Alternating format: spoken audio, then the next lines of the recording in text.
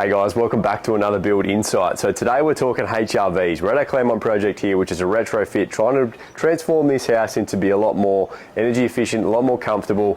The idea of a HRV unit, as you're building buildings a lot more airtight, once you're getting down to sub 5 air changes an hour, you need full-time mechanical ventilation. So this one here, I'm standing in the laundry at the moment. We're going to have our central unit for our Zender HRV unit in a laundry cupboard. As you can see all the ductwork here, this is all of the supply and return air that goes to various rooms of the house.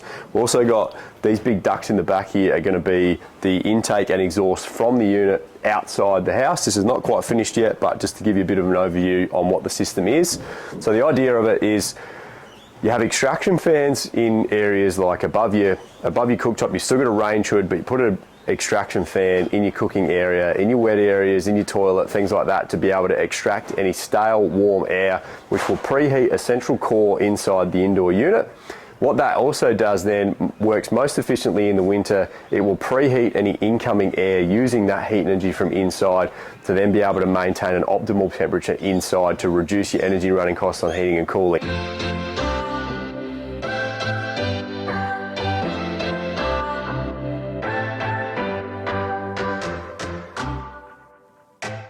Okay, so I've just jumped up on a ladder here to show the difference between conditioned and unconditioned space. Got to be really crucial with these ducts because they carry condensation and moisture to and from where they need to go.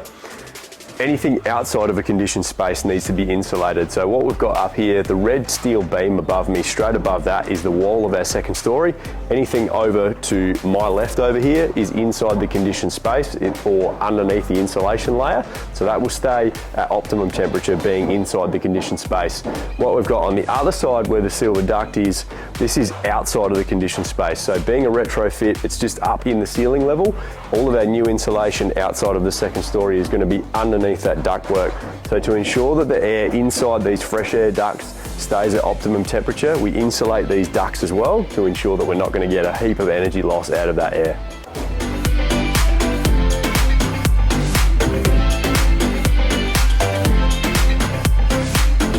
Alright guys, so I just jumped upstairs to try and show you how the pathway for these ducts actually works. So I'm sort of standing in a bit of a void here at the moment. This bit in the middle is actually going to be a cupboard, but there's like a stack void back in here.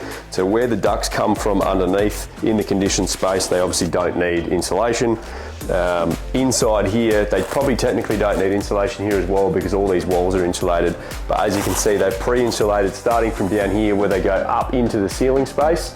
As we don't have a secondary air barrier in this, these ducts actually go above the insulation layer. So these are insulated to ensure that, the air going from those ducts stays at a consistent temperature.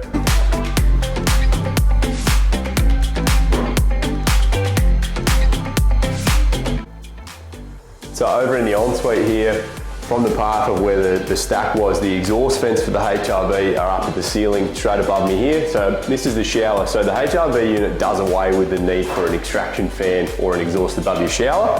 The idea of it is the hot, humid air from the shower or the steam gets sucked into the unit and actually heats the central core, acts as a heat exchanger, which will then preheat the incoming air from outside to be able to condition all the areas inside. So up here, as you can see where that little red cap is, that's our exhaust vent above the shower. We've also got, if you just pan across this side as well, just next to our skylight, there is a secondary one above the bath. Just the size of this room, it was optimal to actually install two, just to make sure that it was capturing any of the steamy air from the running a nice big bathtub as well. So one thing that we'll go into a lot more detail in a future episode is makeup air. Because you're building really airtight homes and you've got that balanced air inside from the HRV unit, what happens then if you've got an externally vented range hood, as it sucks a heap more air out of the building, it tries to unbalance that air. So what you need is what's called a makeup air kit, which then runs off of a relay. So when the range hood is turned on, it pumps an extra amount of air back inside the home